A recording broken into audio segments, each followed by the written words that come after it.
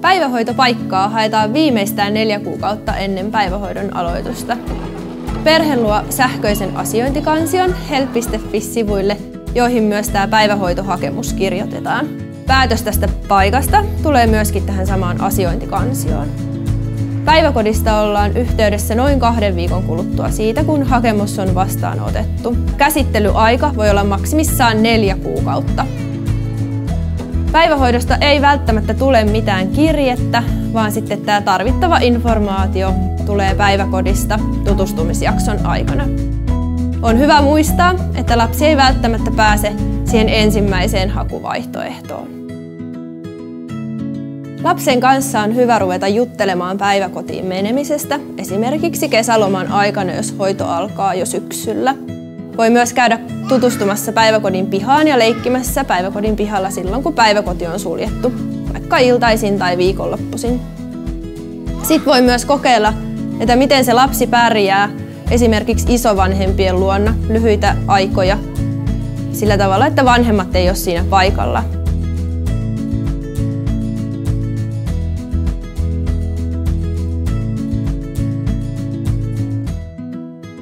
Ensimmäisen viikon aikana lapsi tutustuu päiväkotiin ja muihin aikuisiin ja myös lapsiin. Perhe saa tärkeää tietoa päiväkodin toiminnasta, päivärytmistä ja muista toimintatavoista. Pehmeään laskuun on hyvä varata noin viikko aikaa, mikä tarkoittaa sitä, että lapsi on alkuun lyhyempiä päiviä ja pikkuhiljaa se päivä siitä sitten pitenee. Aikuinen voi olla mukana tutustumassa lapsen kanssa aluksi. Ja sopeutuminen on yksilöllistä jokaisen lapsen kohdalla ja niin myös sitten käytännöistä voidaan sopia erikseen henkilökohtaisesti.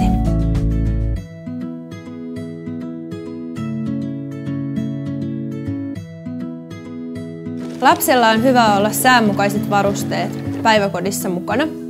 Ulkovaatteet pitää olla aina erikseen. Lisäksi lapsilla on hyvä olla varavaatteita, muutamia kappaleita päiväkodissa, jos sattuu vaikka niin, että maidot kaatuu päälle. Lisäksi lapsi tarvitsee sisätossut ja jos lapsi käyttää vaippoja, niin toivotaan teippivaippoja. Kestovaipat käy myös, mutta sitten pitää ottaa yhteyttä henkilökuntaan ja sopia asia erikseen. Lisäksi voi tuoda tutin, jos lapsi käyttää tuttia, ja sitten unikaverin voi ottaa myös mukaan. Ja pienillä on tosi ihana, varsinkin hoidon aloituksessa, että olisi valokuva vanhemmista, jota he voi sitten katsella päivän aikana. Ja tosi tärkeä asia on nimikoida näitä lapsen vaatteita ja sitten tavaroita, että nämä pukeutumistilanteet olisi mahdollisimman sujuvia.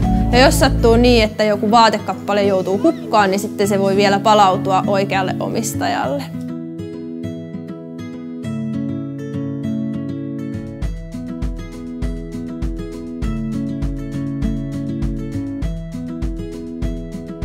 On ihan normaalia, että lapsi itkee silloin, kun hän jää ilman vanhempia päiväkotiin. Toiset lapset itkee enemmän ja toiset lapset itkee vähän vähemmän. Mutta pitää muistaa kuitenkin, että itkevää lasta ei jätetä yksin ja häntä lohdutetaan ja pidetään kyllä sitten sylissä. Ja tämä eroitku kyllä vähenee pikkuhiljaa, kun lapsi sopeutuu paremmin päiväkotiin.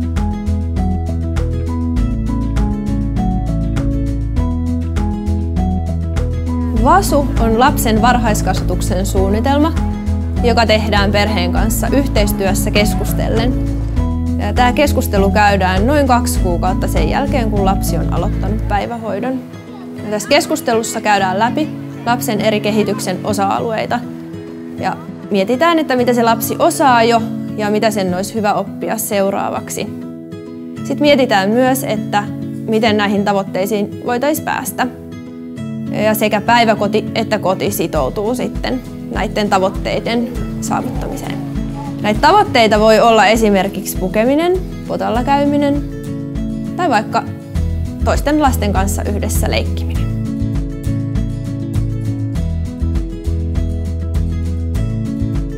Luontevin tapa vaihtaa kuulumiset on lapsen tuonnin ja hakemisen yhteydessä. Jos on jotain tärkeämpää asiaa, niin sitten voi soittaa päiväkodille tai varata ihan keskusteluaikaa. Joka tapauksessa kerran vuodessa käydään VASU-keskustelu, jossa puhutaan sitten tarkemmin lapsen asioista. Koko ryhmää Tai sitten koko päiväkotia koskevat asiat tiedotetaan vähän eri tavoilla eri päiväkodeissa. Esimerkiksi sähköpostilla, ilmoitustaululla tai ihan paperilappusilla. Toisissa päiväkodeissa käytetään nykyään myös sosiaalisen median kanavia.